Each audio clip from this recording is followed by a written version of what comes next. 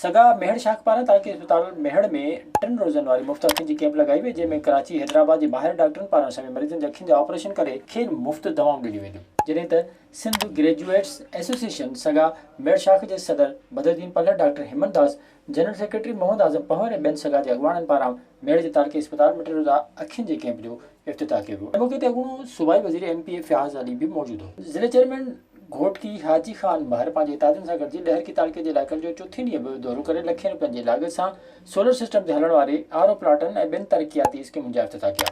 इन मौके ते हाजी खान महर मीडिया सां ॻाल्हाईंदे चयो त ज़िले काउंसिल जे बजट महदूद हुजण बावजूदु हू करोड़नि रुपयनि जे तरक़ियाती कमनि जूं स्कीमूं ॾेई आवाम जी ख़िदमत करे रहिया आहिनि। ऐं अलहमदुलिल्लाह असां हिन ज़िले में करोड़नि रुपयनि जा कम कराया आहिनि, तरक़ियाती कम, जंहिंजो सबूत इहो आहे त हर ॻोठ में तव्हां जेको वॾो हितां जो बुनियादी वॾो मुक़ामी पुराणो ॻोठ आहे उन में तव्हां ॾिसंदो त असां ज़रूरु उनखे बुनियादी सहूलियत मुयसरु कई आहे, जंहिंमें CC पेवर हुजे, ड्रेनेज नाली जूं स्कीमां हुजनि, ऐं मुख़्तलिफ़ ॻोठनि में ॿाराड़ी आहे, परे वरे इलाइक़ो आहे, वॾा वॾा ॻोठनि परे परे आहे त उते CC पेवर जेतिरा फंड्स न हुया त पोइ असां उनखे सोलिंग में कन्वर्ट करे ब्रिक्स जा रस्ता ॾिना आहिनि।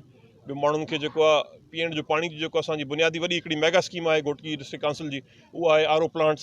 हुन चयो त पंहिंजे 4 साला दौर में रेती समेत भरपासे जे मुख़्तलिफ़ इलाइक़नि में 2 करोड़ खां मथे जी तरक़ियाती कमनि जी ॾिनल स्कीमुनि जो कमु मुकमल कराए चुका आहिनि। काज़ी अहमद में अल-शिफा मेडिकल सेंटर ते मुंबई ॾांहुं ग़लति ऑपरेशन सबबु डिलीवरी लाइ आयल नबी बख़्श कॉलोनी जी रवासी मोहम्मद सालिम महर जे घरवारी मासूम ॿार समेत फ़ौत थी वई। वारसनि पारां लाश रखी शहर अंदरि मेन रोड ते धरणो हणी सख़्त एहतिजाज कयो। वारसनि इल्ज़ाम हयो त डॉक्टराणियुनि ग़लति ऑपरेशन करे औरत ऐं संदसि ॿार खे मारियो आहे। हिन मुताबिक़ हुते ग़लति ऑपरेशन कंदड़ डॉक्टर अलीसन लाशानी ऐं ॿिनि खे गिरफ़्तार करे केस दाख़िल कयो वञे ऐं मेडिकल सेंटर खे सील कयो वञे। मोरो में सिंध नेशनल पार्टी पारां शहीद सहाफ़ी अज़ीज़ मेमण जे क़ातलनि जी गिरफ़्तारी लाइ बिलावल ॾाहिरी जी अॻवानी में मोरो प्रेस क्लब आॾो एहतिजाजी मुज़ाहिरो कयो, जंहिंमें सहाफ़ियुनि ऐं मुख़्तलिफ़ सियासी समाजी ऐं क़ौमपरस्त तंज़ीमुनि जे अॻवाननि ऐं कारकुननि शिरकत कई। इन मौके ते SNP जे बिलावल ॾाहिरी सहाफ़ी शाहनवाज़ ऐं ॿियनि ख़िताब कंदे चयो त काफ़ी ॾींहं गुज़री विया आहिनि पर सहाफ़ी अज़ीज़ मेमण जे क़ातलनि खे गिरफ़्तार न कयो वियो आहे।